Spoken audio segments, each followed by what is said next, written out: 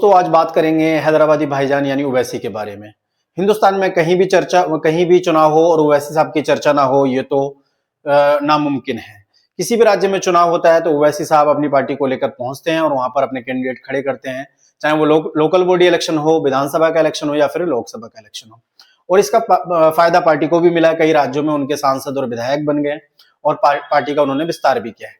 लेकिन कई राजनीतिक लोग उन पर सवाल खड़ा करते हैं कि तेलंगाना में वो 70 साल से चुनाव लड़ रहे हैं, लेकिन तेलंगाना में लिमिटेड सीटों पर ही चुनाव लड़ते हैं।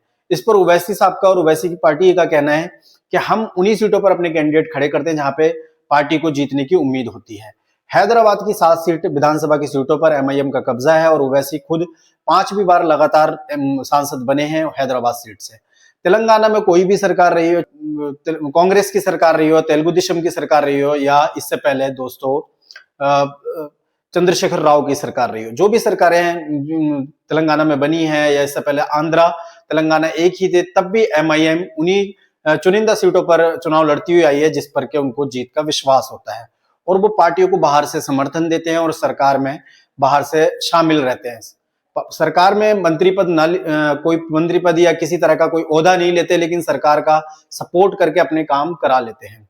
जब रेवंत रेड्डी की सरकार दोस्तों कांग्रेस की बनी है तो कई लोगों ने ये कहा कि किस तरीके से कांग्रेस के करीब आ गए ओवैसी। तो ओवैसी ने उसका जवाब देते हुआ कि हम कांग्रेस के करीब नहीं है, हम रेवंत रेड्डी के करीब है, क्योंकि रेवंत रेड्डी ने हमें खुद बुलाया है और हमें इस चीज का न्योता दिया है कि हमारा आप समर्थन करो और हम आपके विकास कार्य करेंगे। और कई विकास कार्यों में रेवंत रेड्डी को ओवैसी साहब ने अपने यहाँ बुलाया भी, आमंत्रित भी किया।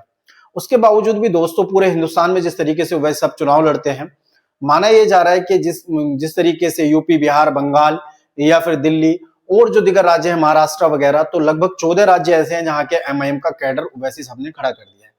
अब आने वाला समय बताएगा कि हिंदुस्तान की राजनीति में उनको कितनी कामयाबी मिलती है। लेकिन जिस तरीके से उनके जो भाषण आते हैं, कई लोग कहते हैं कि वो मुसलमानों के दिल की आवाज है, मुसलमानों के हक की आवाज उठाते हैं, और कई लोग कहते हैं कि वो ध्रुवीकरण करते हैं और बीजेपी को फायदा पहुंचाते हैं। तेलंगाना में ओवैसी और हैदराबाद में काफी मजबूत है, लेकिन जिस तरीके से वो एक नेशनल आवाज बन चुके हैं ये भी काफी चौंकाने वाला है, क्योंकि बड़े बड़े जो सेकुलर नेता थे उनकी आवाज दब गई है जब से मोदी सरकार आई है। लेकिन ओवैसी एक वाहिद ऐसे नेता हैं जो कि अपनी आवाज को पूरी जोरों शोर से उठाते हैं। उसके बावजूद भी कई लोगों का कहना है कि उनपे बीजेपी कोई कार्रवाई नहीं करती, क्योंकि उनके इलेक्शन लड़ने से या उनके चुनाव लड़ने से किसी भी राज्य में बीजेपी को फायदा होता है, क्योंकि उनकी जो बयानबाजी है वो बीजेपी को सूट करती है। दोस्तों आप क्या सोचते हैं हैदराबादी भाईजान के बारे में? कमेंट बॉक्स खोला, अपनी राय दें। Thank you so much.